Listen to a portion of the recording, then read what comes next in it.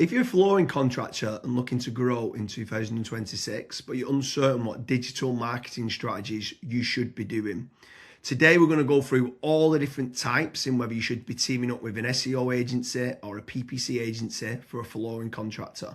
But before we get started, what advice would you give to a business owner that owns a flooring contractor, Kasra? So for flooring contractors, the biggest piece of advice that I would give is to set up some KPIs. You want to make certain where your profitability is, how many leads you're getting, what the quality of those leads are looking like as well. Once you have those facts in place, you can very predictably scale your digital marketing up on certain channels, or you can actually switch certain channels off as well. So James, for flooring contractors, what are some digital marketing strategies that you would recommend? Branding or brand SEO and making certain that you're looking good online, you've got a strong reputation. I think everything needs to start, the foundations need to start with a positive kind of brand SERP of who you are and what you do. So a SERP stands for search engine results page, and getting that branding right across the board then can lead on to other things of what you can be doing. It will improve your conversion rate on paid ads or social media. Any leads that you get in, the conversion rate would be good. If at the 11th hour, they're going to decide who you're going to go with, branding, I think, becomes very, very important. So I'd say that's the first thing that people need to get right for all digital marketing strategies. My next strategy is going to be AI visibility. I feel like more and more companies are actually looking into this. So what does ChatGPT, Claude, Gemini, Grok, Perplexity say about your brand or about your business? Is it a positive thing or is it a negative thing? And also trying to figure out what it says about your competitors as well. And obviously trying to improve that's really important. Some people call it AI SEO, some people call it GEO, some people call it LLM optimization. But this is going to be a big thing in 2026 and also in the years to come as well. Yeah, I think that's a huge strategy that people need to be looking at with regards to artificial intelligence. More and more people are obviously using AI. The next one for me is filling in the form at FatRank or Promo SEO, which do a commission-based lead generation service for UK companies looking to grow. I think it's important to be looking at your own digital marketing efforts to generate your own leads, but also if you can use some freelancers and outsource some as well, you've got that diversification of leads. So head on over to fatrank.com, fill in the form and see whether they can help you with a no-risk supply of inquiries. Promise you'll also do a very similar performance-based lead generation service as well that you might want to fill in the form with there, and just double check whether you can go and get a third-party lead generation company to top up and start generating you some leads for your business to grow in 2026. Yeah, and then next on the list is Google Business Profiles, so Google Map listings. This is like local SEO where you basically just try and get more reviews. You build out your Google Business Profile in your local area. Now, there's pros and cons to this. I think the biggest pro is that once it is actually ranking, you're going to be consistently generating leads. However, to get from nowhere, like let's say you do not have a Google Maps listing at all, to get it ranking to position number 1, the issue you've got with that is there might be, let's say, a 60 or 100 review deficit. And to obviously get those reviews, you need leads. So it's one of those things. It's like the chicken and the egg. I for one just think it's good for personal branding or for branding of your company. So always try and get the Google Maps listing, but you should always know the pros and cons to it as well. Yeah, for certain. If you're in a local area, you want to try and get those local maps listing. For me, you need to be omni-channel and omnipresent. Yeah. I think the next part is SEO in general, so organic SEO. Can you be building up your website to try and get your website ranking better? If you are in local area, you might want to do your service with the area of where you cover. So like plumbing in Manchester, create a page for that. Hopefully then share that on the Google business profile of what you mentioned. But trying to get organic rankings, the amount of search volume that people are out there searching for different services of what you do, or it could be some blog posts that you could be doing as well. There's different strategies on there that you can be doing, but ideally you want good quality content, build up topical authority, and try and get some third-party backlinks to power up the site to get those organic SEO rankings. I think that's another big part that you need to be doing as part of your digital marketing strategies in 2026. Yeah, and then the next one, which kind of ties back to what you were saying before, James, is obviously organic social media. Now, organic social media, I think it's more of a numbers game. So try to create good content that your audience would actually view.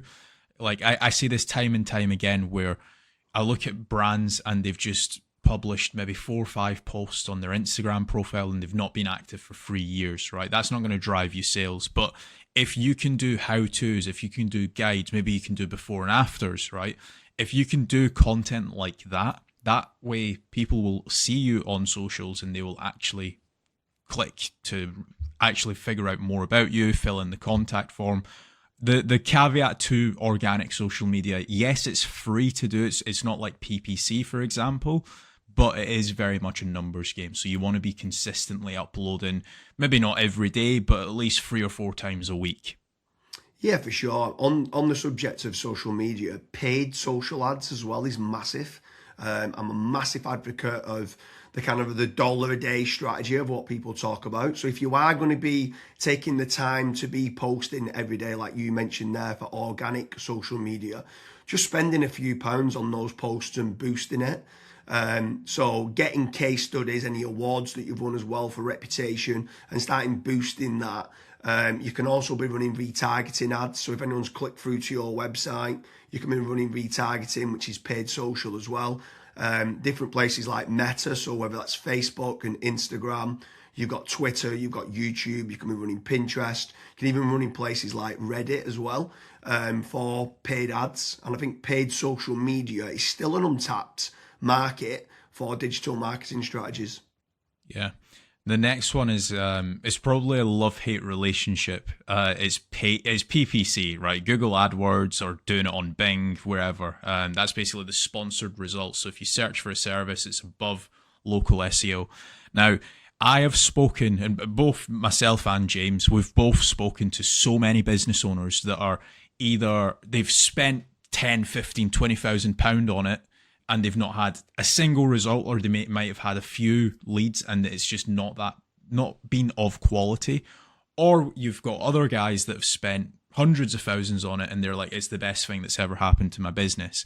Now, the reason why people are either they absolutely love it or they absolutely hate it is probably down to how it's been set up. Like there's so many different nuances to PPC, like for example, having a really proactive negative keyword list, making certain that you have a set of banned IPs. Like, for example, your competitors could be clicking on your ads, and that's deemed as what's called click fraud.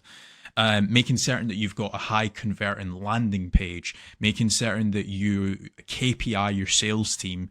So when a PPC lead comes in, that is one of the first priorities that they actually take when it comes to contacting the lead. There's all of these different nuances, and if you're not on the ball with PPC, it's probably not going to work for your business. However, if you've got a really good, well-refined sales team, you've got a really good landing page, you've got a well-kept, up-to-date negative keyword list, you are using click fraud software, at that point, it will actually probably perform well for you. But again, just know the pros and cons to PPC.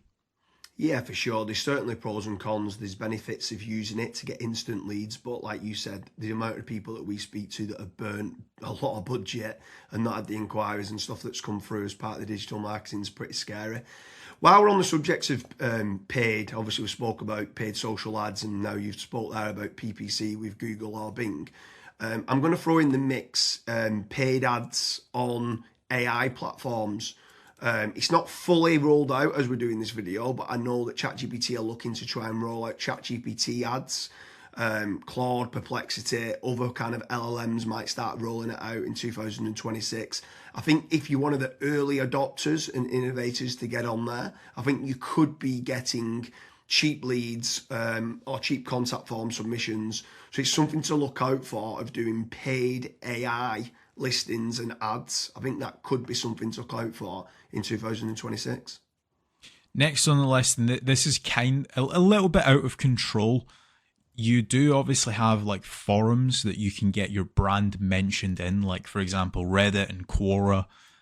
That very much comes down to the after fact. Like, where are your customers that you've been dealing with previously? Are they actually raving and shouting about you? If they are, then that's a very good resource of getting other people recommending you. So if you can get that, again, it's a little bit out of your control, but asking for reviews, asking for them to recommend you to friends, to people, that can obviously generate you a decent amount of leads and inquiries as well. Yeah, for sure. And the add-on benefits to places like Reddit is that it's getting cited so much now in the AI overviews. So when you spoke there early on about AI visibility, if you can try to get a positive kind of lot of people talking about the products and services of what you do and some reviews on there, it's indirectly then going to help you, or directly actually is going to help you with AI visibility. And then the last one for me is tradesman websites, so like Check a Trade, Bark, or teaming up with a third-party lead generation company. Something I would say with all of these practices, Kasra touched on earlier about making certain that you understand your KPIs and your ROAS, return on ad spend. I think it's very important for business owners that are doing any sort of digital marketing to be tracking how much time and effort's being put into, let's say, running organic social media or running paid ads. Everything should have KPIs put in place. And this is exactly the same then with tradesman websites like Check a Trade, Bark, Rated People, My Builder. These could all be amazing platforms to generate leads that could get you a positive return on investment. And if you do, you should continue to be using those platforms. There's certain lead generation companies out there as well that could generate you quite a lot of leads. They could be using organic SEO or PPC or social media ads to generate you those leads. But if they are getting you a positive return on investment, again, I'm all for it as part of your digital marketing strategies. But I just want to repeat one more time with regards to FatRank and Promo SEO.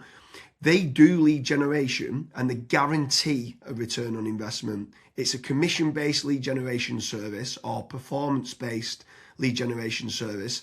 So make sure you head on over there, fill in the form. That could just be one part of generating leads of many. You should be trying to generate your own. You should never have a single point of failure, and you should be trying to get that diversification. But make sure you head on over to Promo SEO or FatRank lead generation service as part of your digital marketing efforts in 2026. Thank you very much, Kasra.